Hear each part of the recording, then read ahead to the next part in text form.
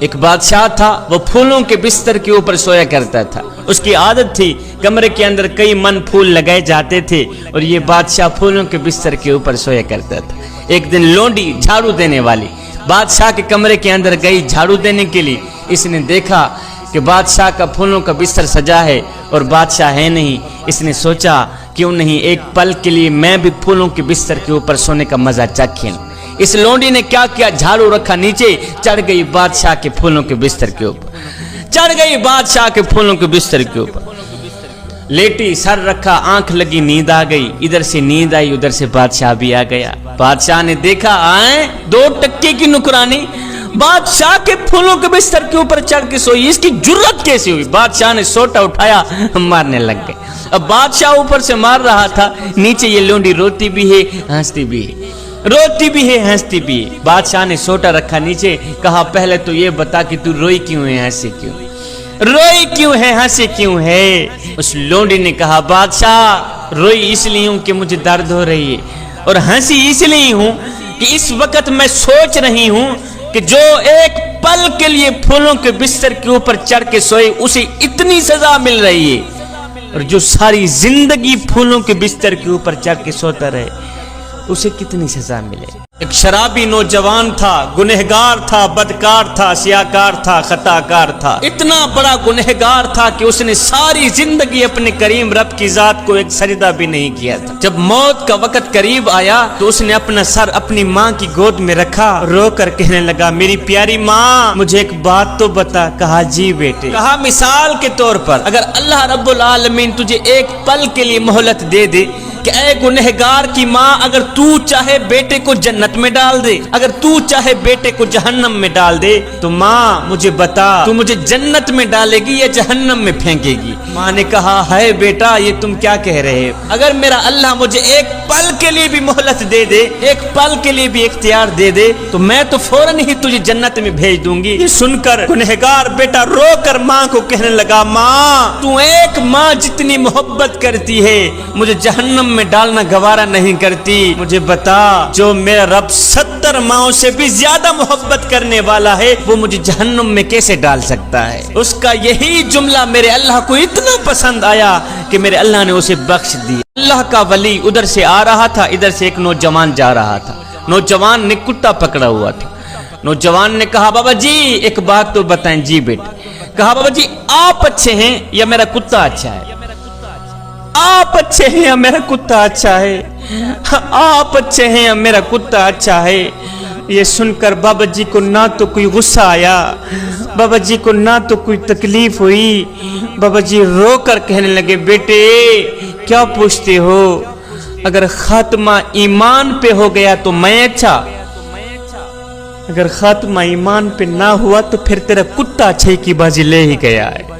اللہ کے جو نیک بندے ہوتے ہیں ان کی نظر کرسی پر نہیں جاتی، اللہ کے نیک بندوں کی نظر پیسوں پر نہیں جاتی، جی میں شاءاللہ اللہ کے نیک بندوں کی نظر خزانوں پر نہیں جاتی۔ نہ بندے نہ اللہ کے جو نیک بندے ہوتے ہیں ان کی نظر تو خاتمے پر جاتی ہے۔ مدینہ شریف میں ایک خوبصورت عورت رہا کرتی تھی، بڑی ہی حسین و جمیل تھی۔ وہ مسجد نبوی میں نماز پڑھنے کے لیے جایا کرتی تھی۔ پہلے یہ تھا کہ مسجد نبوی میں مرد عورتیں اکٹھی نماز پڑھا کرتی تھیں۔ ایک دن یہ خوبصورت عورت نماز پڑھنے کے لیے جا ہی رہی تھی، کسی نوجوان نے اس کا راستہ روک لیا۔ ایک دن گزرا، 2 دن، 3 دن، 4 دن، 5ویں دن یہ عورت بول ہی پڑی او نادان تجھے کیا تکلیف ہے؟ تو کیوں میرا راستہ روکنے کی کوشش کر رہا ہے؟ اس نے کہا کوئی خاص تکلیف نہیں، بس تکلیف یہ ہے کہ تیرا حسن مجھے بھا گیا ہے، میں تیرے حسن پہ قربان ہو گیا ہوں، لہٰذا میں تجھ سے محبت کر بیٹھا ہوں، تجھے اپنانا چاہتا ہوں۔ اس نے کہا اچھا تو مجھے اپنانا چاہتا ہے؟ کہا جی ہاں۔ کہا مجھے اپنانے کے لیے میری ایک شرط ہے، اگر وہ شرط تو پوری کرے تو بس میں تیری ہوگی۔ اس نے کہا جلدی بتاؤ کون سی شرط ہے؟ تیرے جیسی حسین و جمیل عورت کو پانے کے لیے اگر آسمان سے تارے بھی توڑ کے لانے پڑے تو میں لانے کے لیے تیار ہوں، جلدی بتاؤ کون سی شرط ہے؟ اس خوبصورت عورت نے کہا جی میری کوئی لمبی چوڑی شرط نہیں، بس شرط یہ ہے کہ مجھے پانے کے لیے 40 دن حضرت سیدنا عمر فاروق کے پیچھے نماز پڑھنی پڑے.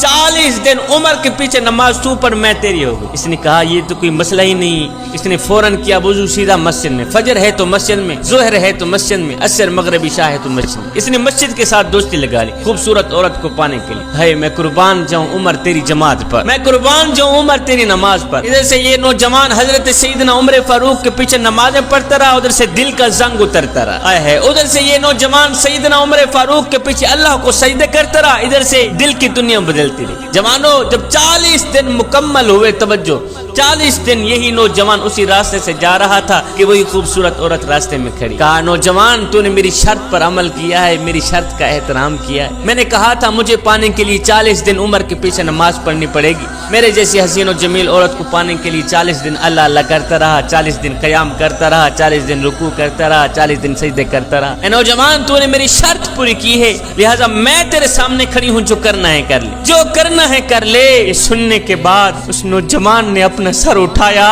سر اٹھا کر کہنے لگا مائی اب اپنے گھر کی طرف راہ لے، اب مجھے تیری کوئی ضرورت نہیں رہی، اس لیے کہ عمر نے میرے دل کا تعلق میرے رب سے جوڑ دیا ہے. ایک 80 سالہ بزرگ سے پوچھا گیا بابا جی کتنی عمر ہے آپ کی؟ کہا بیٹا ہے کوئی 14-15 سال. سننے والے نے کہا بابا جی مجھے لگتا ہے آپ کو جوان ہونے کا کچھ زیادہ ہی نشہ چڑھ گیا ہے. 14-15 سال عمر آپ کی؟ کہا نہیں بیٹے، جب سے توبہ کر کے اللہ سے صلح کیے نا 15 سال گزر گئے. انسان نے کوئل سے پوچھا اگر تو کالی نہ ہوتی کتنا اچھا ہوتا. پھر انسان نے سمندر میں بہتے پانی سے پوچھا اوے اگر تو کھارا نہ ہوتا کتنا اچھا ہوتا. پھر انسان نے ایک دن گلاب کو اٹھایا تلی پہ رکھا، پوچھنے لگا اوے اگر تیرے اندر یہ کانٹے نہ ہوتے تو کتنا اچھا ہوتا. تینوں بول اٹھے اے انسان اگر تیرے اندر دوسروں کے عیب ڈھونڈنے کی عادت نہ ہوتی تو کتنا اچھا ہوتا. مدینے کی گلی سے میرے نبی کا گزر ہوا نا، میرے نبی نے دیکھا ایک خوبصورت مکان بن رہا تھا، عالیشان مکان بن رہا تھا. میرے نبی نے دیکھا، پوچھا میاں یہ کس کا مکان ہے؟ کسی نے کہا جی فلاں انصاری کا مکان. خیر میرے نبی آگے چلے گئے، کسی نے اس انصاری کو بلا کر کہا میاں حضور نے تیرے مکان کو دیکھا تھا، حضور کا چہرہ بتا رہا تھا کہ تیرا مکان حضور کو پسند نہیں آیا. اس نے کہا اچھا حضور کا چہرہ بتا رہا تھا کہ میرا مکان حضور کو پسند نہیں آیا. اس انصاری نے کیا کیا، کدال اٹھایا، مکان کو مٹی کے برابر کر دیا، مکان کو مٹی کے برابر کر دیا. کچھ دن بعد اسی گلی سے پھر سے میرے نبی کا گزر ہوا. میرے نبی نے دیکھا وہ عالیشان مکان مٹی کے ساتھ مٹی ہوا پڑا. میرے نبی نے دیکھا، پوچھا میاں کچھ دن پہلے یہاں سے گزرا تھا، خوبصورت مکان بن رہا تھا، اب مکان کا نام و نشان بھی نہیں ہے، ملبہ پڑا ہے، مکان کہاں گیا ہے؟ کسی نے کہا حضور مکان مالک نے خود ہی گرا دیا. میرے حضور نے فرمایا مکان مالک کو میرے پاس بلاؤ. مکان مالک آ گیا، انصاری آ گیا. میرے حضور نے پوچھا میاں اور تیرا خوبصورت مکان بن رہا تھا آج مٹی کے ساتھ مٹی ہوا پڑا ہے کیوں؟ اس نے کہا حضور میں نے خود ہی گرایا اور اپنے ہاتھوں سے ہی گرایا. میرے حضور نے فرمایا کیا وجہ بنی؟ اس انصاری نے آگے جو جواب دیا وہ دل کے کانوں سے سننے والا جواب ہے. جب میرے نبی نے فرمایا نا میاں تو نے مکان کیوں گرایا ہے، تو صحابی کی چیخ نکل گئی، رو کر کہنے لگا حضور میں نے سنا تھا کہ میرا مکان آپ کو پسند نہیں تھا، سنا تھا میرا مکان آپ کو پسند نہیں آیا تھا. ہم ایک لمحے کے لیے اپنے اندر اتریں اور سوچیں کہ ہمارا کیا کیا حضور کو پسند ہے. ہم ایک لمحے کے لیے اپنے باطن پہ اتریں اور سوچیں کیا چاول بنانے سے حضور کی محبت کا حق ادا ہو جاتا ہے؟ کیا بریانیاں بنا کر لوگوں کو کھلانے سے حضور کی محبت کا حق ادا ہو جاتا ہے؟ اگر نہیں ہوتا تو پھر آئیے سر سے لے کر پاؤں تک حضور کی غلامی کے رنگ میں رنگے جائیں. میرے حضرت فرماتے ہیں میاں یہ نہ ہو کہ کوئی تم سے پوچھے کہ تم کون ہوتے ہو، تمہیں شناختی کارڈ دکھانا پڑے، دیکھو جی مذہب کے خانے میں اسلام لکھا ہے ہم لوگ مسلمان ہوتے ہیں. فرمایا نہ میاں نہ، کسی کو پوچھنا بھی نہ پڑے، تجھے بتانا بھی نہ پڑے. تیری وضعیت، تیرا طرز زندگی اور تیرا انداز معاشرت اس طرح کا ہونا چاہیے کہ تو دور سے آ رہا ہو، کوئی تجھے دیکھے تو فوراً کہے یہ کوئی عام نہیں آ رہا، یہ تو میرے محمد کا غلام ہی آ رہا. ایک فقیر تھا، اللہ والا تھا، متقی پرہیزگار تھا. اس نے کسی جنازے میں شرکت کی. جنازہ پڑھنے کے بعد میت کو دفنایا. میت کو دفنانے کے بعد ساتھ میں ایک نوجوان کھڑا تھا. اس اللہ والے نے اس نوجوان کو کہا اے نوجوان تیرا کیا خیال ہے، اگر یہی مرنے والا شخص جس کو ہم نے ابھی دفنایا ہے، دفن کیا ہے، اگر یہ دوبارہ دنیا میں آ بھی جائے تو اب یہ کیا کرنا پسند کرے گا؟ اس نوجوان نے کہا بابا جی اگر یہ دوبارہ دنیا میں آ بھی جائے تو اب یہ توبہ کرنا پسند کرے گا، اب یہ قرآن پڑھنا پسند کرے گا، اب یہ اللہ کو راضی کرنا پسند کرے گا۔ یہ سن کر بابا جی رو پڑے، رو کر کہنے لگے بیٹے مرنے والا تو یہ کام نہیں کر سکا، تم ضرور کر لینا۔ اور مرنے والے کے پاس تو وقت نہیں تھا نماز پڑھنے کا، قرآن پڑھنے کا، اللہ کو راضی کرنے کا۔ تمہارے پاس تو وقت ہے نا، تم قرآن پڑھ لینا، تم اللہ کو راضی کر لینا۔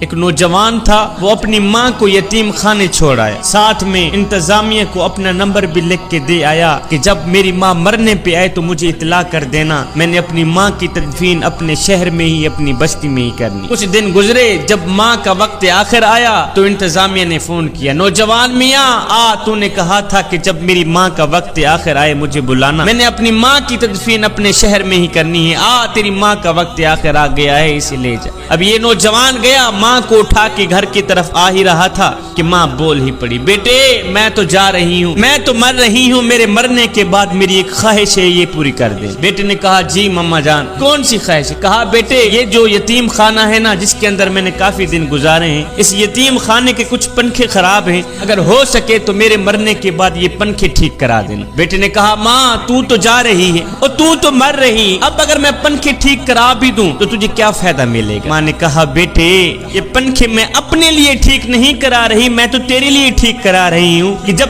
تیری اولاد جوان ہوگی، جب تجھے اس یتیم خانے میں چھوڑ جائے گی، ہے بیٹا گرمی کی وجہ سے اگر تو اسی بند کمرے میں ہی سسکتا رہا، مجھے تو قبر میں ہی چین نہیں آئے گا کہ میرا لال گرمی میں سسک رہا۔ بیٹا میں اپنے لیے پنکھے نہیں لگوا رہی، میں تو تیرے لیے لگوا رہی۔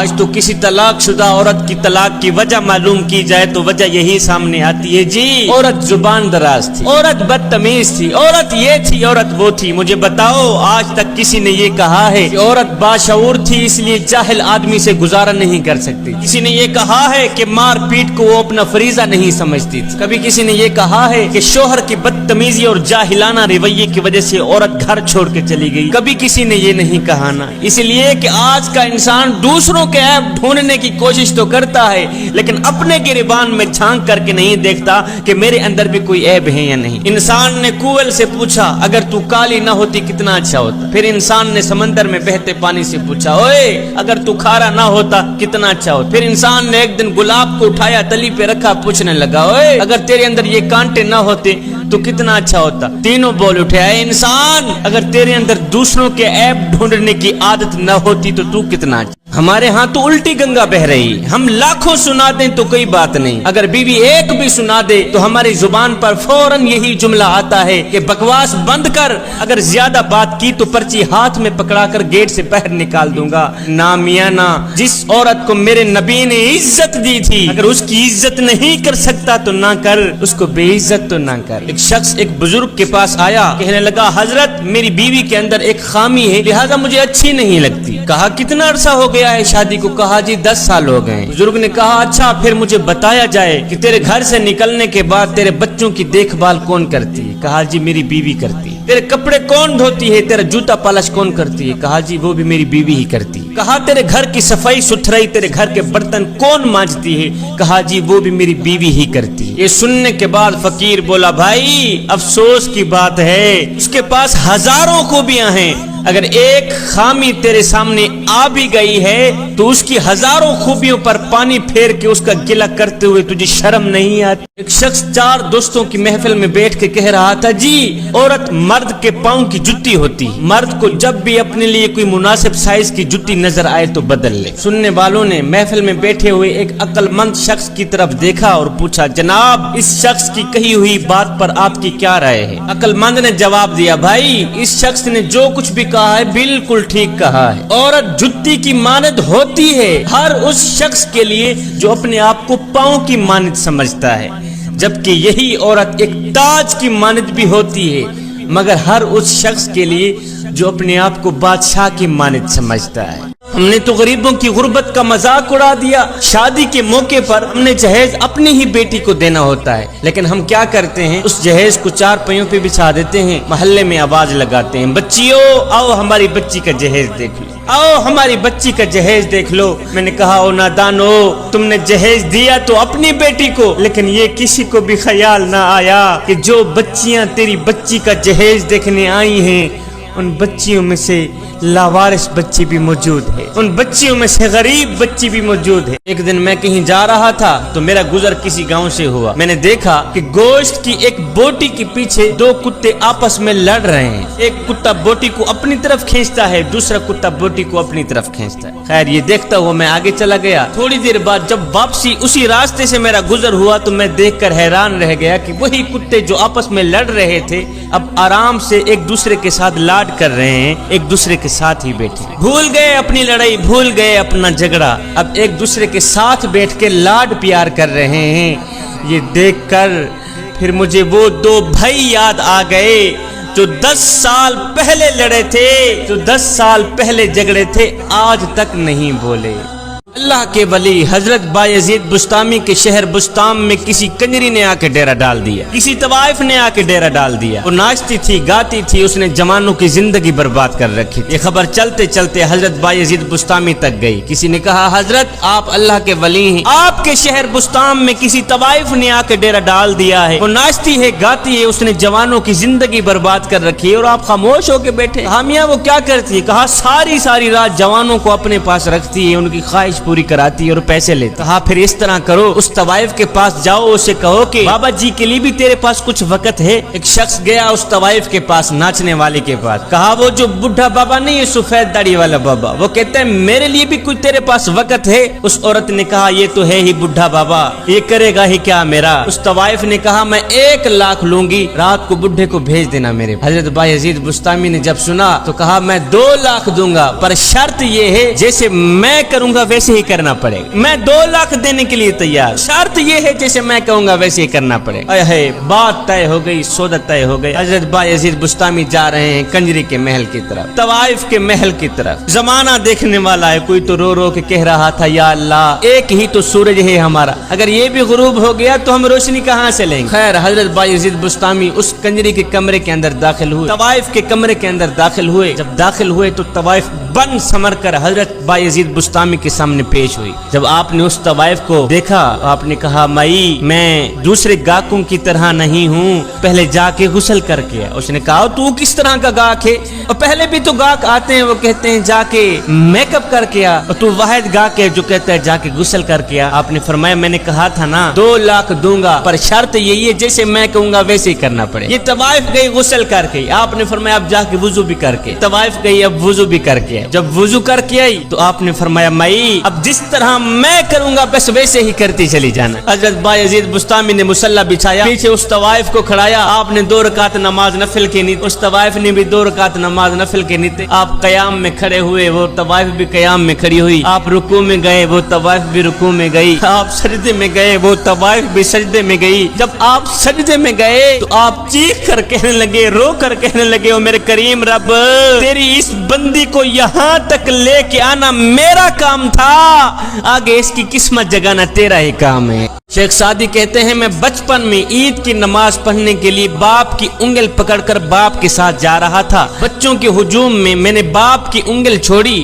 کھیل کود میں مست ہو گیا۔ کھیل کی عادت نے مجھے باپ سے جدا کر دیا۔ جب کھیل ختم ہوا تو میں نے دیکھا میرا باپ نہیں تھا۔ اب میں رو رہا تھا، چیخ رہا تھا کہ میں باپ سے جدا ہو گیا ہوں، میرا باپ کہاں چلا گیا۔ اچانک میں نے دیکھا میرے والد صاحب آ گئے، مجھے ڈانٹ کر کہنے لگے، او نادان تجھے کہا بھی تھا کہ میری انگل نہیں چھوڑنی، اور تجھے پتہ نہیں ہے کہ جو باپ کی انگل چھوڑتا ہے وہ اکیلا ہی رہ جاتا ہے۔ بلی کی یہ خوبی ہوتی ہے کہ وہ پخانہ کرنے کے لیے پاک جگہ تلاش کرتی ہے اور پھر اس پہ مٹی بھی ڈال دیتی، کیونکہ وہ یہ پسند نہیں کرتی کہ کوئی بھی اس کی غلاظت دیکھے۔ اے انسان تو کیسے برداشت کر لیتا ہے کہ تیرے گناہوں کی غلاظت پہ کسی کی نظر پڑے؟ تجھے بھی چاہیے کہ اس غلاظت پہ توبہ کا پردہ ڈال۔ تو دیکھتا نہیں ہے جب بھاگا ہوا غلام واپس آ جاتا ہے اپنے مالک کی طرف تو مہربان آقا اسے قید کرنے کی ضرورت محسوس نہیں کرتا۔ اسی طرح اگر تو بھی توبہ کر کے اللہ کی بارگاہ میں آ جائے تو تیرا بھی کام بن جائے گا۔ آج عمل کا حساب کر لے، کل جب اعمال نامہ کھول دیا جائے گا تو پھر معافی نہیں ملے گی۔ جس نے گناہ کے بعد توبہ کر لی گویا اس نے گناہ کیا ہی نہیں۔ اے نوجوان آج گناہوں سے ڈر تاکہ قیامت کے دن تجھے کسی کا ڈر نہ ہو۔ اور تجھے پتہ نہیں ہے اپنے رب سے صلح کرنے والا، تعلق برقرار رکھنے والا شخص محشر کے بازار میں ذلیل نہیں ہوگا، رسوا نہیں ہوگا۔ اگر تو عقل مند ہے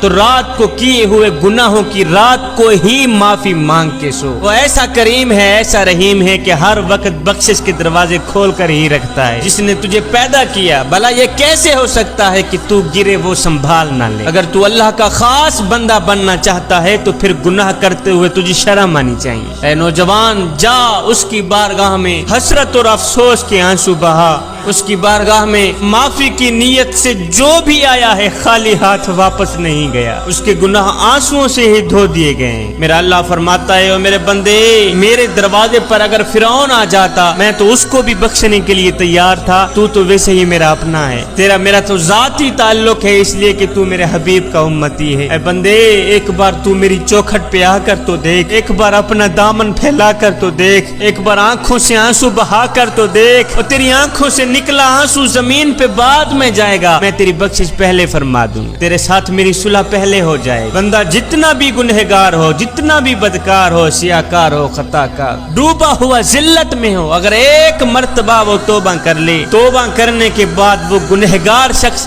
ایسے ہو جاتا ہے جیسے اس نے گناہ کیا ہی نہ ہو، اس طرح پاک ہو جاتا ہے، صاف ہو جاتا ہے۔ اپنے رب سے صلح کرنے والا، تعلق برقرار رکھنے والا شخص محشر کے بازار میں ذلیل نہیں ہوگا، رسوا نہیں ہوگا۔ اگر تو عقل مند ہے تو رات کو کیے ہوئے گناہوں کی رات کو ہی معافی مانگ کے سو۔ وہ ایسا کریم ہے، ایسا رحیم ہے کہ ہر وقت بخشش کے دروازے کھول کر ہی رکھتا ہے۔ جس نے تجھے پیدا کیا، بھلا یہ کیسے ہو سکتا ہے کہ تو گرے وہ سنبھال نہ لے۔ اگر تو اللہ کا خاص بندہ بننا چاہتا ہے تو پھر گناہ کرتے ہوئے تجھے شرم آنی چاہیے۔ اے نوجوان، جا اس کی بارگاہ میں حسرت اور افسوس کے آنسو بہا، اس کی بارگاہ میں معافی کی نیت سے جو بھی آیا ہے خالی ہاتھ واپس نہیں گیا، اس کے گناہ آنسوؤں سے ہی دھو دیے گئے ہیں۔ میرا اللہ فرماتا ہے، او میرے بندے، میرے دروازے پر اگر فرعون آ جاتا میں تو اس کو بھی بخشنے کے لیے تیار تھا، تو ویسے ہی میرا اپنا ہے۔ ایک گنہگار گناہ کر رہا تھا تو قریب سے ایک نیک آدمی گزرا،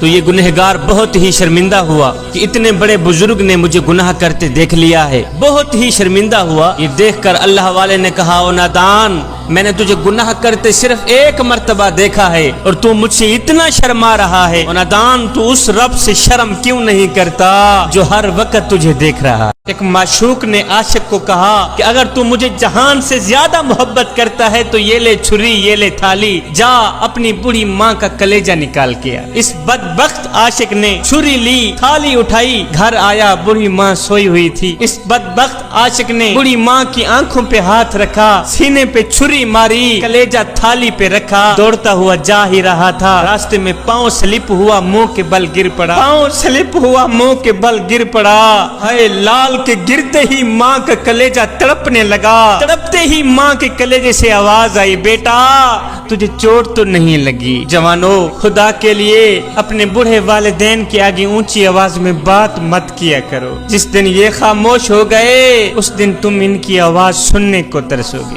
شرط لگی تھی دنیا کو ایک لفظ میں لکھنے کی، لوگ کتابیں ڈھونڈتے رہے، میں نے قلم اٹھائی، ماں لکھ دی۔ مدینہ شریف میں ایک کملی سی عورت رہا کرتی تھی، جسے ہم اپنی زبان میں پاگل کہتے ہیں۔ ایک دن میرے کریم نبی مسجد میں بیٹھے ہوئے ہیں، یہی کملی سی عورت آئی، اس نے میرے کریم نبی کو اشارہ کیا، میرے کریم نبی اٹھے، دروازے پر گئے، جی کیا کہنا ہے؟ اس بڑھیا کملی سی عورت نے کہا، میں نے یہاں کچھ نہیں کہنا، یہ سامنے جو میدان پڑا ہے نا وہاں جا کر میں نے کچھ کہنا۔ کڑکتی دھوپ تھی، تتی ریت تھی، یہ بڑھیا میرے کریم نبی کو لے کر گئی، ایسے ہی گھماتی رہی تھی تو کملی، اس کا ذہنی توازن ٹھیک نہیں تھا، بے تک کی باتیں میرے کریم نبی کو سناتی رہی، ایسے گھماتی رہی۔ گھنٹہ گزر گیا، 2 گھنٹے گزر گئے، جب وہ عورت خود تھکی تو اس نے اپنے گھر کی طرف راہ لی۔ میرے کریم نبی آئے، مسجد میں بیٹھ گئے، سیدنا عمر فاروق رضی اللہ تعالیٰ عنہ اٹھے، عرض گزار ہوئے، بندہ نواز آپ جانتے بھی ہیں کہ وہ کملی سی عورت ہے، اس کا ذہنی توازن ٹھیک نہیں، اس نے آپ کا قیمتی وقت ضائع کر دیا، تتی ریت، کڑکتی دھوپ، اوپر سے بے تک کی باتیں۔ حضور آپ جانتے نہیں ہیں وہ کملی سی عورت ہے، وہ جس راستے پہ جا رہی ہے لوگ وہ راستہ چھوڑ دیتے ہیں، پورے مدینے میں اس کی کوئی سننے کو تیار نہیں ہے، اس عورت نے آ کے آپ کا قیمتی وقت ضائع کر دیا۔ ہائے، یہ سن کر میرے کریم نبی نے فرمایا، عمر پورے مدینے میں اس بیچاری کی کوئی نہیں سنتا، پورے مدینے میں اس بیچاری کی کوئی نہیں سنتا، اگر میں بھی اس کی نہ سنوں تو وہ اپنے درد کس کو سنائے گی، اگر میں بھی اس کے دکھڑے نہ سنوں تو پھر کون سنائے سنے گا؟ عمر جا کے اس بڑھیا کملی سی عورت کو کہہ دو کہ میرا نبی فرما رہا ہے بڑھیا جب سینے پہ غموں کا بوجھ زیادہ ہو جائے تو یہ بوجھ ہلکا کرنے کے لیے کسی اور کے دروازے پر نہ جانا، میں محمد کی چوکھٹ پہ آ جانا، تو بے تک کی باتیں سناتی جائے گی، محمد سنتا جائے گا۔ اللہ کے نبی حضرت سیدنا یعقوب علیہ الصلوۃ والسلام نے فرمایا تھا، اے موت کے فرشتے جب تم میرے پاس آنا، جب تم میری روح نکالنے کے لیے آنا، پہلے مجھے بتانا کہ میں آ رہا ہوں۔ ہے زندگی کا سورج ڈھل گیا، ایک دن ایسا آیا کہ موت کا فرشتہ آ گیا روح نکالنے کے لیے۔ اللہ کے نبی نے فرمایا، او موت کے فرشتے، اور میں نے تجھے کہا نہیں تھا جب تم میری روح نکالنے کے لیے آنا پہلے مجھے بتانا؟ کہا، اے اللہ کے نبی ایک بار نہیں، 2 بار نہیں، 3 بار نہیں، 7 بار تمہیں بتا چکا ہوں کہ میں آپ کے پاس آ رہا ہوں۔ کہا وہ کیسے؟ موت کے فرشتے نے کہا، اے اللہ کے نبی آپ کے محلے میں میں نے فلاں شخص کو مارا تھا، آپ کے محلے میں میں نے فلاں نوجوان کی روح نکالی تھی نا جی نکالی تھی۔ کہا، اے اللہ کے نبی میں صرف ان کو مارنے کے لیے نہیں آیا تھا، آپ کو بتانے کے لیے بھی آیا تھا کہ آج ان کی باری ہے، کل آپ بھی تیار ہو جائیں۔ صاحب مرنے والے صرف مرتے نہیں ہیں، وہ تجھے اور مجھے بتا کر بھی جاتے ہیں کہ آج ہماری باری ہے، کل آپ بھی تیار ہو جائیں۔ کوئی بن گیا رونق پکھیاں دی، کوئی چھوڑ کے شیش محل چلیا، کوئی پلیا ناچتے نخریاں میں، کوئی ریت گرم تے تھل چلیا، کوئی بھول گیا مقصد آون دا تے کوئی کر کے مقصد حل چلیا۔ اسے ہر کوئی یار مسافر ہے، کوئی اج چلیا تے کوئی کل چلے۔ ایک فقیر اللہ والے کا گزر قبرستان سے ہوا نا تو اس نے رک کر فاتحہ پڑھی۔ فاتحہ پڑھنے کے بعد اس نے بلند آواز سے کہا، او قبرستان والو کتنے خوش قسمت ہو تم، کتنے خوش نصیب ہو تم کہ بڑے مزے کی نیند سو رہے ہو۔ غیب سے آواز آئی، فقیر میاں اکڑ اکڑ کر چلنے والوں کا حال یہ ہو کہ مٹی انہیں اپنی دبوچ میں لے لے، وہ مزے کی نیند کہاں سوتے ہیں؟ جن کا جان پہچان والا نام مردوں میں تبدیل کر دیا جائے وہ مزے کی نیند کہاں سوتے؟ جن کا موٹا تازہ بدن خاک میں مل جائے، مٹی کا رزق بن جائے، وہ مزے کی نیند کہاں سوتے ہیں؟ فقیر میاں مزے کی نیند ہم نہیں سو رہے، سو تو آپ رہے ہیں، ہم تو یہاں سونے کی سزا بھگت رہے ہیں۔ ایک نوجوان تھا، وہ چیتے کے اوپر سوار تھا اور سانپ کو اس نے ہاتھ میں پکڑا ہوا تھا، لاٹھی کی جگہ استعمال کر رہا تھا، جا رہا تھا آگے حضرت شیخ سعدی نے دیکھا، دیکھ کر پوچھا، نوجوان چیتا بھی انسان کا دشمن اور سانپ بھی انسان کا دشمن، تو چیتے کے اوپر سوار ہے، سانپ کو ہاتھ میں پکڑا ہوا ہے، کیا ان دونوں نے تیرے ساتھ دوستی لگا رکھی ہے؟ کیا ان دونوں نے تیرے ساتھ دوستی لگا رکھی ہے؟ یہ سن کر اس نوجوان نے کہا، حضرت جب سے میں نے اللہ سے دوستی لگائی ہے نا، انہوں نے میرے ساتھ دوستی لگا لی۔ اللہ کا نیک بندہ تھا، کہیں جا رہا تھا، جاتے جاتے اس کا گزر ایک خوبصورت بستی سے ہوا، عالی شان مکان دیکھ کر اس نے کہا سبحان اللہ، خیر آگے چلا گیا۔ کچھ عرصہ بعد جب واپسی اسی راستے سے گزر ہوا تو دیکھ کر حیران رہ گیا کہ وہ خوبصورت بستی، وہ خوبصورت مکان مٹی کے ساتھ مٹے ہوئے پڑے، ویرانہ ہی ویرانہ ہے۔ ساتھ میں ایک فقیر تھا جو اپنی مستی میں مست تھا، اس کے دل کا تعلق مالک کی ذات کے ساتھ جڑا ہوا تھا۔ اس شخص نے اس فقیر سے اللہ والے سے پوچھا، بابا جی کچھ عرصہ پہلے میرا یہاں سے گزر ہوا تھا، خوبصورت بستی تھی، عالی شان مکان تھے، اب کچھ عرصہ بعد جب میرا واپسی پہ گزر ہوا تو میں دیکھ کر حیران رہ گیا کہ وہی خوبصورت بستی مٹی کے ساتھ مٹی ہوئی پڑی ہے، آخر کیوں؟ تو اس فقیر نے کہا، بیٹے وجہ اصل میں یہ ہے کہ ہماری بستی کے قریب سے ایک بے نمازی گزرا تھا، ہماری بستی کے قریب سے ایک بے نمازی گزرا تھا، اس بے نمازی کی نحوست نے ہماری خوبصورت بستی کو تباہ و برباد کر دیا۔ اور نادانو، بے نمازی اگر کسی شہر سے گزر جائے اس کی نحوست کی وجہ سے سارا کا سارا شہر تباہ و برباد ہو جاتا ہے، اور جس گھر میں سارے کے سارے لوگ بے نمازی رہتے ہوں اس گھر میں سکون کہاں سے آئے؟ ہم لوگ جب کسی شادی کی استقبالیہ تقریب میں جاتے ہیں تو پیسوں کا لفافہ ساتھ میں لے کر جاتے ہیں، اور جب کسی مریض کو پوچھنے جاتے ہیں تو اس وقت ہمارے پاس کوئی پیسے نہیں ہوتے، کوئی مدد نہیں کرتا، جبکہ اس وقت مریض کو، مریض کے گھر والوں کو پیسوں کی اشد ضرورت ہوتی ہے، لیکن ہم بس مریض کو تسلی ہی دینے جاتے ہیں کہ اللہ خیر کرے گا، اللہ تیری مدد کرے گا۔ شادی کی تقریب میں گئے، ہم نے خود مدد کی اگلے کی، اور جب مریض کو پوچھنے کے لیے گئے تو ہم نے کہا اللہ ہی تیری ہی مدد کرے گا، میاں بے شک اللہ ہی مدد کرے گا۔ اور نادان کاش کہ اس وقت مریض کے گھر والوں کو تھوڑے سے بھی پیسے دے دیتا، تھوڑی سی بھی مدد کر دیتا، تو مریض تیرے حق میں جو بھی دعا کرتا فوراً ہی قبول ہوتی، اس لیے کہ مریض دل سے ہی دعا دیتا ہے۔ اسرائیل میں سے ایک شخص تھا جو بہت ہی بڑا گنہگار تھا، باقی تو زندگی میں اس نے کوئی اچھا عمل نہیں کیا تھا، لیکن اس کا ایک عمل ایسا تھا جو اس کی بخشش کا ذریعہ بن گیا۔ پتہ ہے وہ کون سا عمل تھا؟ وہ جو منشی بھیجتا تھا نا قرض واپس لینے کے لیے، تو یہ گنہگار شخص منشی کو کہتا تھا کہ میاں جس کے پاس قرض لینے جانا، اگر اس کے پاس پیسے نہ ہوں تو سختی نہیں کرنی، ان کو پریشان نہیں کرنا، ان کو تکلیف نہیں دینی، بس چپ کر کے واپس ہی آ جانا ہے۔ منشی اللہ کے بندوں کے لیے آسانیاں پیدا کرنا، اس لیے کہ ایک دن ہم نے بھی خدا کو منہ دکھلانا ہے۔ بس اس کا یہی عمل میرے اللہ کو اتنا پسند آیا کہ میرے اللہ نے اس کو بخش دیا۔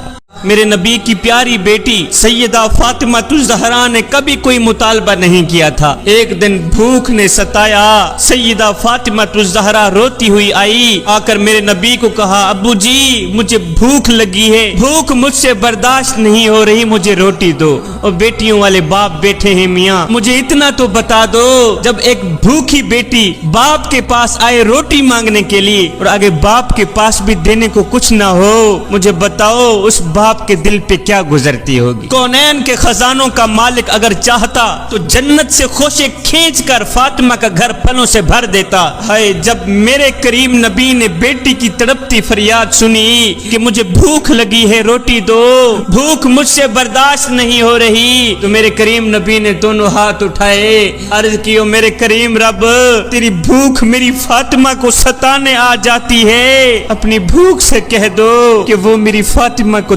پانے نہ آیا کریں، میں ماسٹر یا پی ایچ ڈی کر لوں، اپنی ماں کا چہرہ دیکھ کے اس کی پریشانی نہیں بتا سکتا، اور میری ماں جو ان پڑھ ہے جسے اپنا نام تک لکھنا نہیں آتا، لیکن وہ میری مسکراہٹ کے پیچھے دکھ اور میری آنکھوں کے اندر لکھی پریشانی کو ایک پل میں پڑھ لیتی ہے۔ وہ ایک یتیم بچہ تھا، ماں کی قبر میں بیٹھا رو رہا تھا، اونچی آواز میں کہہ رہا تھا زندہ ماؤں والو، اگر دنیا آنکھ ہے تو ماں اس کی روشنی ہے، اگر دنیا پھول ہے تو ماں اس کی خوشبو ہے، مجھ سے پوچھو کہ ماں کے بغیر گھر قبرستان نظر آتا ہے۔ ایک قبرستان کے باہر لکھا تھا کہ منزل تو تیری یہی تھی، بس زندگی گزر گئی آتے آتے، او نادان کیا ملا تجھے اس دنیا سے، اپنوں نے ہی دفنایا تجھے جاتے جاتے۔ انسان ساری زندگی یہی سوچتا رہتا ہے کہ لوگ کیا کہیں گے، لوگ کیا کہیں گے۔ صاحب لوگ آخر میں بس یہی کہتے ہیں کہ انا للہ و انا الیہ راجعون۔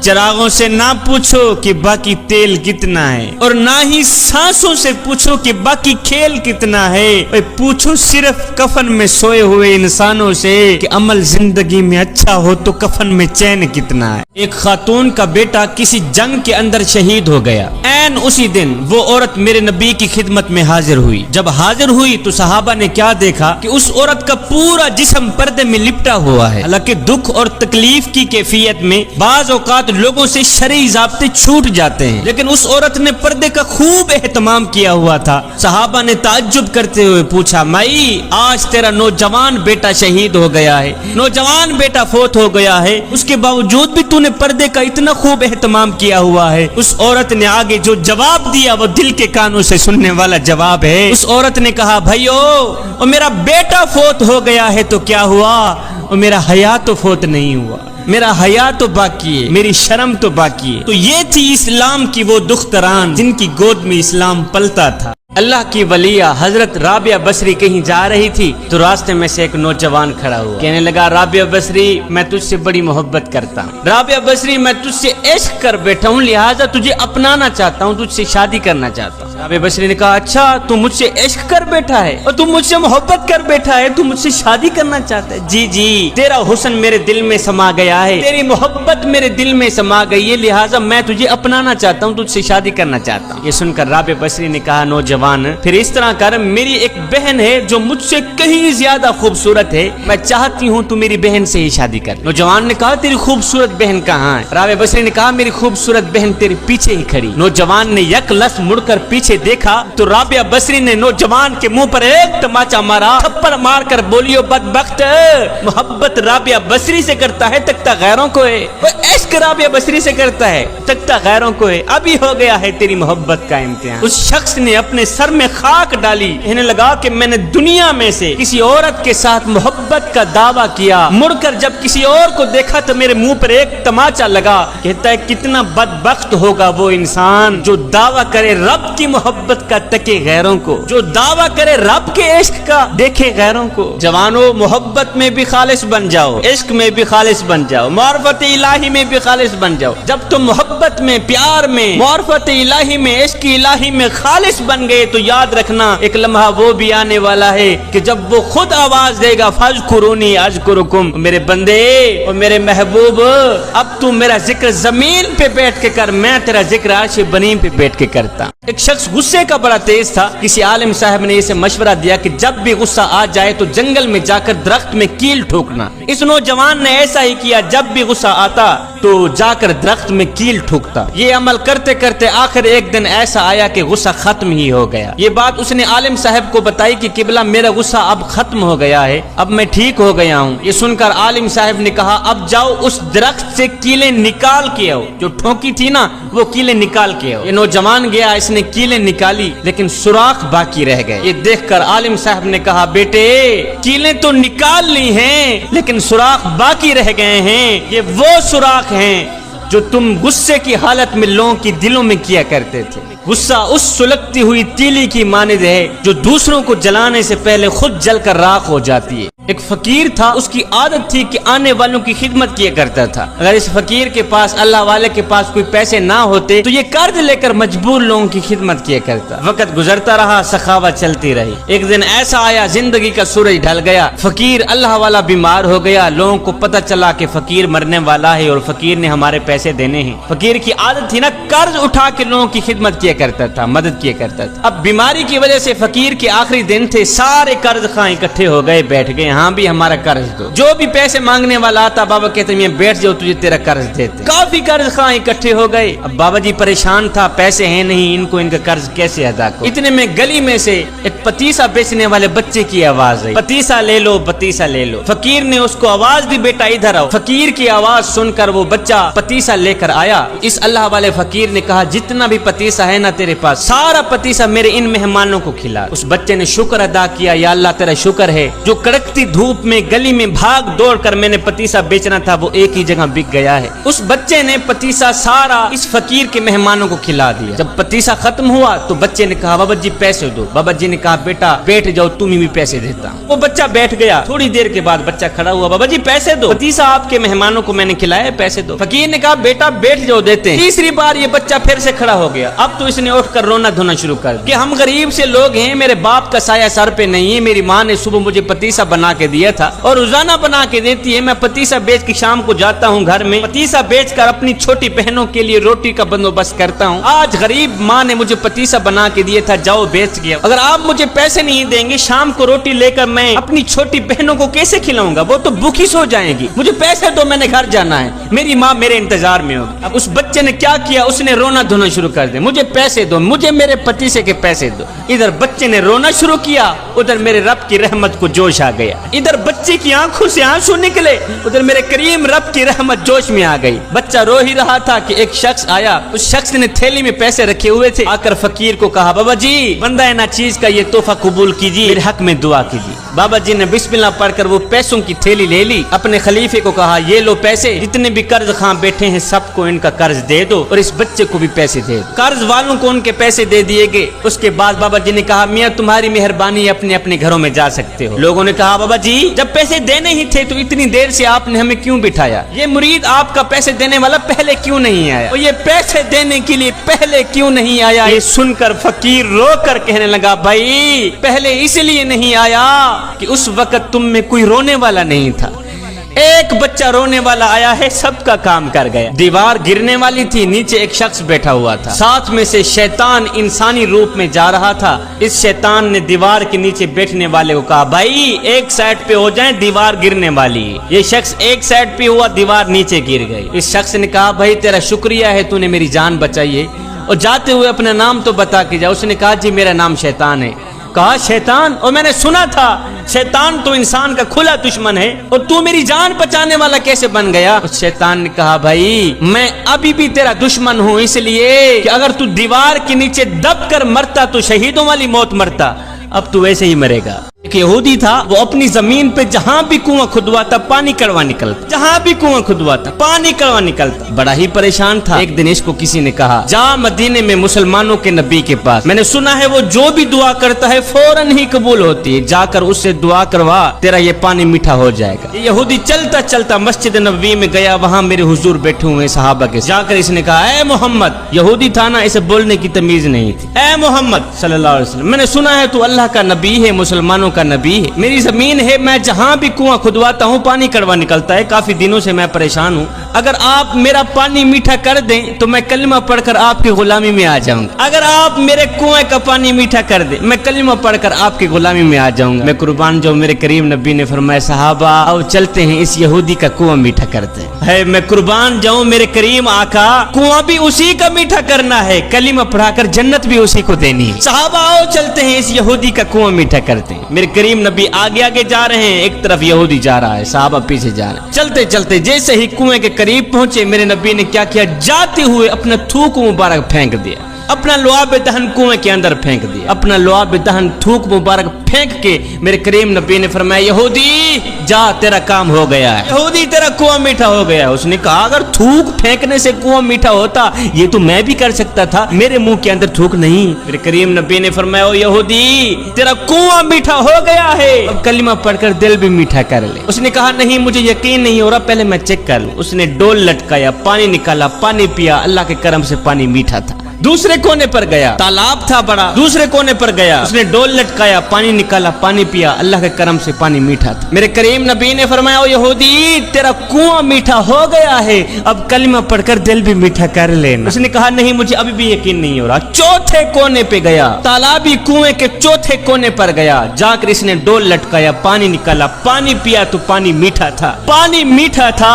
میرے نبی کی نظروں میں نظریں ڈال کر یہ یہودی کہنے لگا اے محمد مجھے ایک بات تو بتا دے۔ کہا کون سی بات؟ کہا مجھے سمجھ نہیں آ رہی کہ تو نے تھوک تو اس کونے پر پھینکا تھا، اثر یہاں تک کیسے آ گیا؟ اتنا بڑا تالابی کنواں ہے اور تو نے تھوک تو اس کونے پر پھینکا تھا، اثر یہاں تک کیسے آ گیا ہے؟ میرے کریم نبی نے فرمایا او یہودی تو ابھی محمد کی طاقتوں سے واقف نہیں ہوا، ایک کائنات کے نبی نے تیرے کنویں کے اندر اپنا لعاب دہن پھینک کر صرف تیرا کنواں ہی نہیں مدینے کی مٹی بدل کر رکھ دی۔ یہودی قدموں پہ گرا، گر کر کہنے لگا یا خدا جس نبی کے لعاب دہن کے صدقے تو نے میرا کنواں میٹھا کیا ہے، اب اسی کے قدموں کی خاک کے صدقے میرا دل بھی میٹھا کر دے۔ ایک فقیر تھا، اللہ والا تھا، اس نے بڑے شوق سے ایک پالتو طوطا رکھا ہوا تھا۔ ایک دن بلی نے حملہ کیا، طوطا اٹھا کے لے گئی۔ جب بلی طوطا اٹھا کے لے گئی تو یہ اللہ والا اتنا رویا، سارا دن روتا ہی رہا۔ شام کو گلی محلے والے لوگ اکٹھے ہوئے، کیا ہوا جی؟ فوت کی ہو گئی ہے؟ نہ جی نہ فوت کی بھی نہیں۔ اچھا پھر کیا ہوا؟ کسی نے کہا جی وہ بابے کا طوطا بلی اٹھا کے لے گئی اس لیے بابا جی زارو قطار رو رہے۔ کسی نے کہا بابا چپ کر یار، اور چٹی تیری داڑھی ہو گئی، اور بلی طوطا اٹھا کے لے گئی تو کیا ہوا؟ دوسرا طوطا خرید لینا۔ اور بلی طوطا اٹھا کے لے گئی تو کیا ہوا؟ دوسرا طوطا خرید لینا۔ یہ سن کر بابا جی نے روتے ہوئے کہا میاں میں طوطے کے مرنے پر نہیں رو رہا، میں طوطے کی جدائی پر نہیں رو رہا، رو اسی لیے رہا ہوں کہ میں نے طوطے کو کلمہ سکھایا تھا، میں نے طوطے کو کلمہ سکھایا تھا، اور میرا طوطا دن رات کلمہ پڑھا کرتا تھا۔ ہائے جب بلی نے طوطے پہ حملہ کیا، جب میرے طوطے کی جان نکل رہی تھی، جب میرا طوطا مر رہا تھا تو اس وقت میرے طوطے کو کلمہ بھول گیا اور میرا طوطا ٹی ٹی کرتا مر گیا۔ اور میاں میں طوطے کی فکر نہیں کر رہا، میں تو اپنی فکر کر رہا ہوں کہ کلمہ تو میں بھی پڑھتا ہوں، کہیں ایسا نہ ہو کہ طوطے کی طرح موت کا فرشتہ میری روح نکالنے آئے، مجھے کلمہ بھول بھی نہ جائیں۔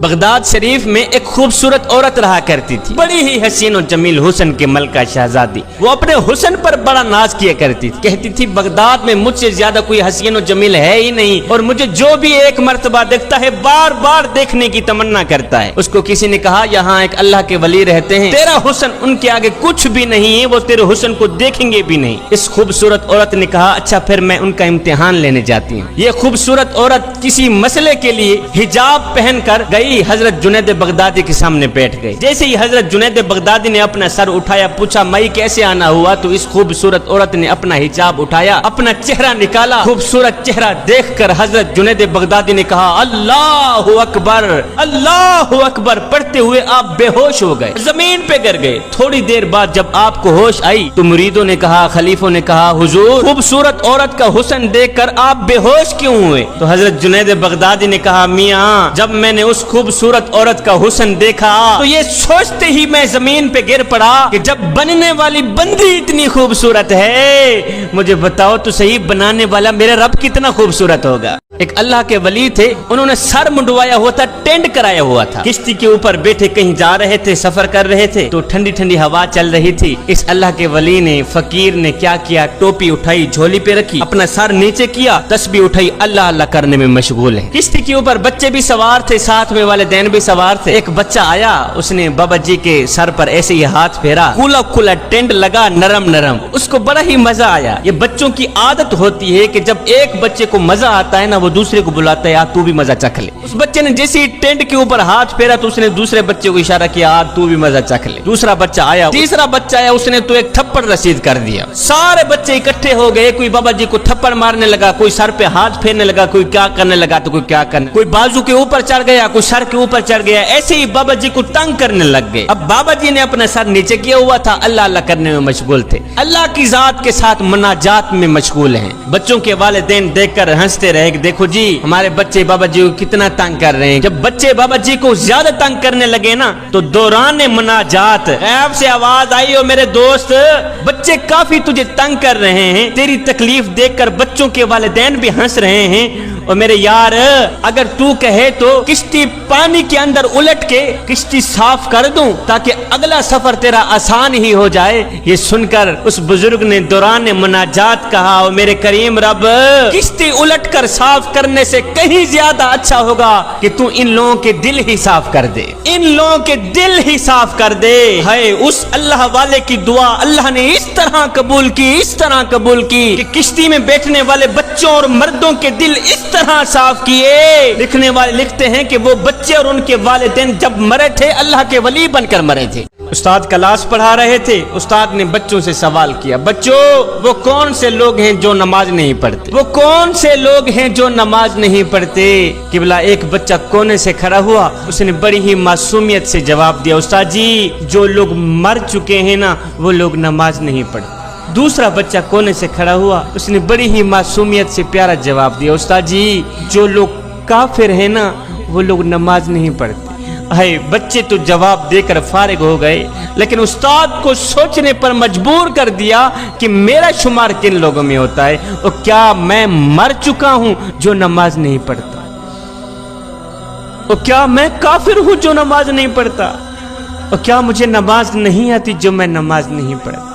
حضرت جنید بغدادی نے اپنے مرید کو ایک صندوق دیا, کہا بیٹا جاؤ اسے دریائے دجلہ کی موجوں کے سپرد کر کے آؤ, اور سنو اس کو کھول کے نہیں دیکھنا کہ اس کے اندر کیا ہے. کامل مرید بھی وہی ہوتا ہے جو اپنے شیخ کے راز کی حفاظت کرے. حضرت جنید بغدادی کے مرید نے صندوق کو اپنے کندھے پہ اٹھایا, دریائے دجلہ کے پاس پہنچ گیا. جو ہی اس نے دریائے دجلہ میں وہ صندوق پھینکا تو ایک عجیب سا منظر نظر آیا کہ پانی پھٹ گیا, اس نے اپنی راہیں چھوڑ دی, صندوق کو اپنی آغوش میں لے لیا. یہ دیکھ کر بڑا ہی حیران ہوا, واپس پلٹا, اپنے شیخ کی خدمت میں حاضر ہوا, آ کر کہتا ہے حضور اگر یہ منظر میری آنکھیں نہ دیکھتی تو کبھی بھی سوال نہ کرتا, مجھے بتایا جائے کہ اس صندوق کے اندر کیا تھا جس کے لیے پانی نے بھی راہیں چھوڑ دی. اگر وہ چیز اتنی ہی برکت تھی, اتنی ہی مبارک تھی تو پھینکوایا ہی کیوں؟ حضور جب تک آپ مجھے بتائیں گے نہیں مجھے قرار نہیں ملے گا, مجھے چین نہیں ملے گا. اگر یہ منظر میری آنکھیں نہ دیکھتی تو کبھی بھی سوال نہ کرتا. حضور خدا کے لیے مجھے بتایا جائے کہ اس صندوق کے اندر آخر کیا تھا, جب تک آپ مجھے بتائیں گے نہیں مجھے سکون نہیں ملے گا. یہ سن کر حضرت جنید بغدادی نے فرمایا بالکل ایسے ہی, جب تک تجھے بتاؤں گا نہیں تجھے قرار نہیں ملے گا. پھر سن, میں نے 12 سال کی محنت سے تصوف پر ایک کتاب لکھی, پھر 12 سال اسے بار بار پڑھتا رہا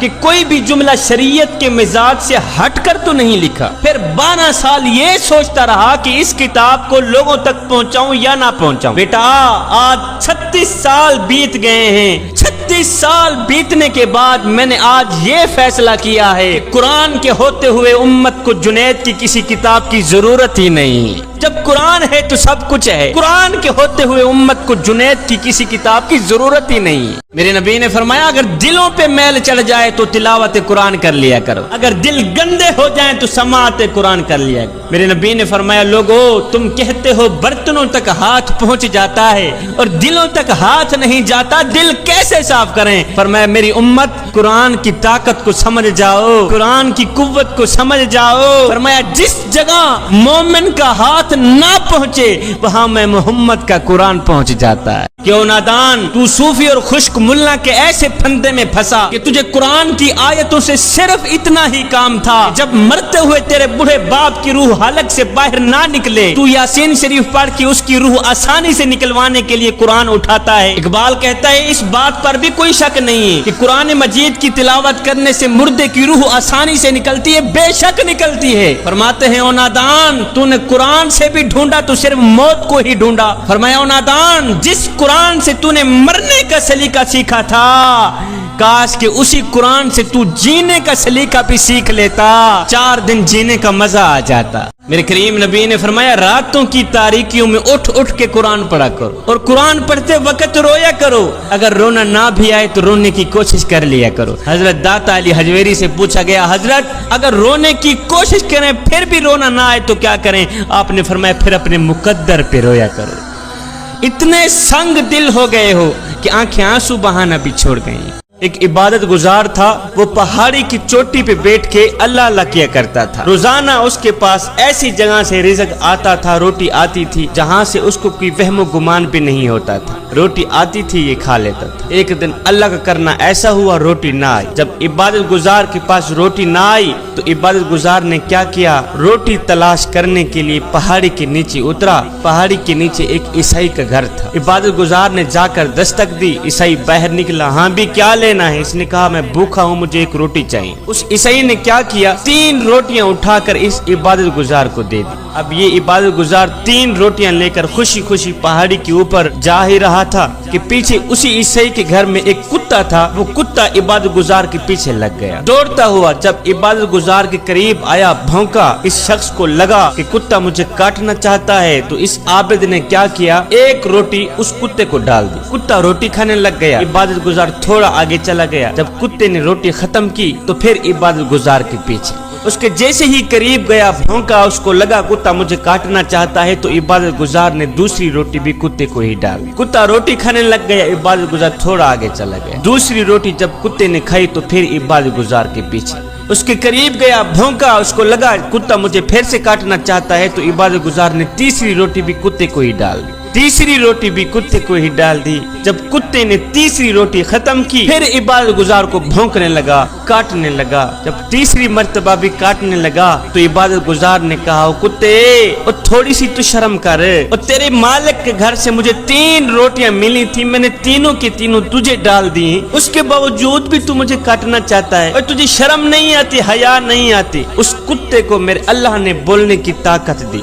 جب عبادت گزار نے کہا نا کتے تجھے شرم نہیں آتی, اس کتے نے کہا اے حضرت انسان شرم مجھے نہیں, شرم تو تجھے آنی چاہیے. کہا وہ کیسے؟ کتے نے کہا کافی عرصے سے میں عیسائی کے گھر کی رکھوالی کر رہا ہوں, 4 دن گزر جاتے ہیں عیسائی مجھے روٹی دیتا ہی نہیں, اور مزے کی بات یہ ہے ابھی بھی میں 3 دن کا بھوکا ہوں, عیسائی نے مجھے روٹی دی ہی نہیں. اے حضرت انسان 3 دن کی بھوک تو برداشت کر رہا ہوں, 3 دن کی بھوک تو برداشت کر رہا ہوں, لیکن مالک کا دروازہ چھوڑ کر غیر کے دروازے پر جا کر میں نے مانگنا گوارا نہیں کیا. اور تو کس طرح کا اللہ کا بندہ ہے کہ تجھے 1 دن کی روٹی نہیں ملی, اللہ کا دروازہ چھوڑ کر عیسائی کے دروازے پر آ گیا ہے روٹی مانگنے کے لیے. مجھے بتا شرم تجھے آنی چاہیے, شرم مجھے آنی چاہیے. 3 چیزیں انسان کو با کمال بنا دیتی ہیں. ایک ٹھنڈا دماغ جو انسان کو با کمال بنا دیتا ہے, دوسری میٹھی زبان, تیسرا نرم لہجہ. یہ 3 چیزیں ایسی ہیں جو انسان کو با کمال بنا دیتی.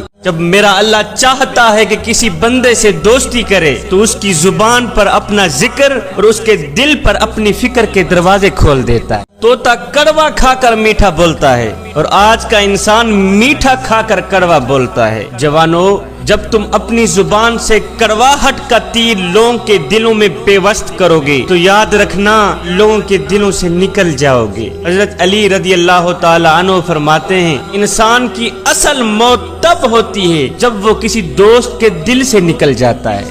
حکیم لقمان کے استاد نے کہا جاؤ بکری ذبح کرو، بکری کے گوشت میں جو سب سے عمدہ چیز ہے نا وہ پکا کر لاؤ۔ حکیم لقمان گئے، بکری کی زبان اور دل پکا کر لائے۔ استاد نے دوسرے دن کہا اب جاؤ جو بدترین چیزیں ہیں نا وہ پکا کر لاؤ۔ آپ گئے، وہی زبان اور دل پکا کر لائے۔ استاد نے کہا کل بھی یہی چیزیں، آج بھی یہی چیزیں، عمدہ بھی یہی زبان اور دل اور بدترین بھی یہی زبان اور دل، کیسے؟ کہا استاد جی یہی دو چیزیں ہیں جو انسان کو اعلیٰ بنا دیتی ہیں، یہی دو چیزیں ہیں جو انسان کو بدترین بنا دیتی۔ اگر عزت اسلام کی چاہتے ہو تو عزت نبی کی کرنا سیکھو۔ عزت اسلام کی تھی تو نبی کی وجہ سے، عزت اسلام کی ہو رہی ہے تو نبی کی وجہ سے، اور انشاءاللہ کل قیامت تک عزت اسلام کی ہوگی تو نبی کی وجہ سے۔ ہم صحابہ سے محبت کرتے ہیں صرف اس لیے کہ یہ نبی کے صحابہ ہیں۔ ہم صحابہ کے نام پر اپنا تن من دھن قربان کرنے کو تیار ہیں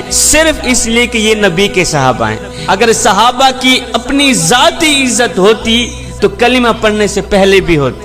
صحابہ کو عزت تب ملی جب وہ میرے نبی کے قدموں پہ آئے۔ سیدنا ابوبکر صدیق رضی اللہ تعالی عنہ کو یہ مقام تب ملا جب وہ میرے کریم نبی کی خدمت میں آئے۔ حضرت سیدنا عمر فاروق رضی اللہ تعالی عنہ کو یہ شان تب ملی جب وہ میرے نبی کے قدموں پہ آئے۔ یہ وہی عمر ہے نا جس کو باپ نے 5 اونٹ دیے، کہا بیٹا اس کو لائن میں کھڑا کرو۔ آپ آگے والا اونٹ لائن پہ کھڑا کرتے، پیچھے والا اونٹ ٹیڑھا ہو جاتا، درمیان والا اونٹ لائن پہ کھڑا کرتے تو آگے والا اونٹ ٹیڑھا ہو جاتا۔ یہ دیکھ کر آپ کے ابو آپ کو ڈانٹا کرتے تھے، مارا کرتے تھے کہ تم ایک مالدار عرب کے بیٹے ہو، 5 اونٹ لائن پہ کھڑا نہیں کر سکتے۔ ہائے پہلے تو عمر 5 اونٹ لائن پہ کھڑا نہیں کر سکتے تھے، جب میرے نبی کی خدمت میں آئے، جب میرے نبی کے قدموں پہ آئے تو شرق سے لے کر غرب تک انسانوں کو بھی ایک لائن پہ کھڑا کر دیا، حیوانوں کو بھی ایک لائن پہ کھڑا کر دیا۔ مجھے بتاؤ تو صحیح یہ صدقہ میرے عربی لجپال کا نہیں تھا تو اور کن کا تھا؟ ایک یہودیہ عورت تھی جو بہت ہی غریب تھی، اس کا ایک بچہ بھی تھا، امیری کا جنازہ نکل گیا، غربت عروج پر آ گئی۔ صبح کو کھاتے ہیں شام کے لیے نہیں ہوتی، شام کو کھاتے ہیں صبح کے لیے نہیں ہوتی۔ ماں کا ایک ہی لباس تھا، آج وہ بھی پھٹ گیا۔ اب جگہ جگہ سے جسم چھلک رہا تھا۔ بچہ گیا اپنے چاچا جی کے گھر میں، چاچا جی مالدار تھا، اس نے دستک دی، چاچا باہر نکلا، ہاں کیا لینا ہے؟ اس نے کہا چاچو جی میری ماں بے لباس بیٹھی ہے، ہم غریب سے لوگ ہیں، ماں کا ایک ہی لباس تھا، آج تو وہ بھی پھٹ گیا ہے۔ اب جگہ جگہ سے جسم چھلک رہا ہے، خدا کے لیے تیرے گھر میں اگر کوئی پھٹا پرانا لباس پڑا ہو تو اٹھا کے مجھے دے دو تاکہ میں اپنی ماں کی زندہ لاش ڈھانپ سکوں۔ چاچو جی نے جو رویہ اختیار کیا تو بچہ روتا ہوا واپس کی طرف جا ہی رہا تھا کہ راستے میں سے ایک شخص مل گیا۔ اس شخص نے کہا بچے کیوں رو رہا ہے؟ کہتا ہے نہ پوچھ میاں، میری ماں بے لباس بیٹھی ہے۔ چاچو جی گھر گیا تھا لباس لینے، اس نے مجھے دھکے دے کر حویلی سے باہر نکال دیا۔ ہائے دل جو رو رہا تھا آنکھیں بھی رو پڑی۔ اس شخص نے کہا بچے رو مت، اگر چاچو جی نے لباس نہیں دیا تو کیا ہوا؟ میں تمہیں ایک ایسا در نہ بتاؤں جہاں دشمن بھی گیا ہے خالی ہاتھ واپس نہیں آیا۔ بیٹے اگر تو نے ماں کے لیے چادر لینی ہے تو کسی اور کے دروازے پہ نہ جا، چلا جا مدینے کی سرزمین پر، وہاں مسلمانوں کا نبی بیٹھا ہوا ہے، اس کو جا کے اپنے دکھڑے سنا، اپنی فریاد سنا، مجھے امید ہے یقین ہے کہ وہ تجھے خالی ہاتھ واپس نہیں بھیجے گا۔ اب یہ بچہ گیا اپنی ماں کے پاس، ماں چاچو جی نے جو رویہ اختیار کیا ہے وہ مجھے پتا ہے۔ واپس کی طرف آ ہی رہا تھا کہ راستے میں سے ایک شخص مل گیا، اس نے کہا اگر تو نے چادر لینی ہے تو محمد کے پاس چلا جا۔ ماں نے کہا نہیں نہیں نہیں بیٹا، اس محمد نام کے شخص کے پاس ہرگز نہ جا، میں نے سنا ہے وہ جس کو ملتا ہے اس کا دھرم چھین لیتا ہے، اس کا مذہب چھین لیتا ہے، کہیں ایسا نہ ہو تیری ملاقات اس سے ہو جائے، کہیں ایسا نہ ہو وہ تیرا دھرم چھین بھی نہ لے۔ بچے نے کہا نہیں ماں میں جاتا ہوں لباس لینے، چادر لینے، اگر دے گا تو دے دے گا، نہیں تو پہلے میں اسے بتا دوں گا میں تیرا کلمہ نہیں پڑھوں۔ اب یہ بچہ گھر سے باہر نکلا، اس بچے نے جیسے ہی مدینے کی دہلیز پر قدم رکھا تو کیا دیکھتا ہے میرے کریم نبی رحمت والی چادر اڑے ہوئے بیٹھے ہوئے۔ میرے کریم نبی نے جب اس بچے کو دیکھا تو بچے کا دل رو رہا تھا۔ میرے نبی نے فرمایا بچے خیر تو کیوں رو رہا ہے؟ کہا میری ماں بے لباس بیٹھی ہے، تیرے دروازے پہ آیا ہوں چادر لینے، لباس لینے، کوئی چادر دینی ہے تو دے دے، نہیں تو پہلے بتا دوں میں تیرا کلمہ نہیں پڑھوں گا۔ ہے میرے کریم نبی نے جب سنا کہ اس کی ماں بے لباس بیٹھی ہے، اس کو لباس کی اشد ضرورت ضرورت ہے تو میرے کریم نبی نے وہ رحمت والی چادر اتاری, اس بچے کے ہاتھ میں دے دی, کہا بچے جلدی جا اپنی ماں کا جسم ڈھانپ کے. بچہ رحمت والی چادر لے کر خوشی خوشی دوڑتا ہوا گھر میں گیا. یہودی ماں لیٹی ہوئی ہے. اس بچے نے جیسے ہی رحمت والی چادر ماں کے اوپر ایسے اڑائی تو ماں کے دل کی دنیا بدل گئی. بیٹے وہ نبی بھی سچا ہے, اس کا دین بھی سچا ہے کہ جو نبی غیروں کا اتنا خیال رکھتا ہے وہ نبی اپنوں کا اتنا خیال رکھتا ہو. امام علی مقام امام حسین زیادہ زمین پہ بیٹھا کرتے تھے. ایک دن کسی نے پوچھ ہی لیا, حضرت آپ زیادہ زمین پہ بیٹھنا کیوں پسند کرتے ہیں؟ فرمایا اس لیے کہ زمین پہ بیٹھا شخص گرتا نہیں. مسجد نبوی کے کونے میں بیٹھا شخص دعا مانگ رہا تھا, یا اللہ میں تجھ سے اس لیے مانگ رہا ہوں کہ تو میرا رب جو ہے, تو میرا مالک جو ہے, اور میرے کریم رب تیرے علاوہ میرا ہے بھی تو کوئی نہیں نا. جب میرے کریم نبی نے سنا تو ایک صحابی کو کہا, صحابی جا اس شخص کو کہہ دے کہ تیری دعا کرنے کا انداز اللہ کو اتنا پسند آیا ہے کہ اللہ نے تیری دعا قبول فرما لی ہے. ایک فقیر تھا, اللہ والا تھا, متقی پرہیزگار تھا. اس نے کسی جنازے میں شرکت کی. جنازہ پڑھنے کے بعد میت کو دفنایا. میت کو دفنانے کے بعد ساتھ میں ایک نوجوان کھڑا تھا. اس اللہ والے نے اس نوجوان کو کہا, اے نوجوان تیرا کیا خیال ہے, اگر یہی مرنے والا شخص جس کو ہم نے ابھی دفنایا ہے, دفن کیا ہے, اگر یہ دوبارہ دنیا میں آ بھی جائے تو اب یہ کیا کرنا پسند کرے گا؟ اس نوجوان نے کہا, بابا جی اگر یہ دوبارہ دنیا میں آ بھی جائے تو اب یہ توبہ کرنا پسند کرے گا, اب یہ قرآن پڑھنا پسند کرے گا, اب یہ اللہ کو راضی کرنا پسند کرے گا. یہ سن کر بابا جی رو پڑے, رو کر کہنے لگے, بیٹے مرنے والا تو یہ کام نہیں کر سکا, تم ضرور کر لیں.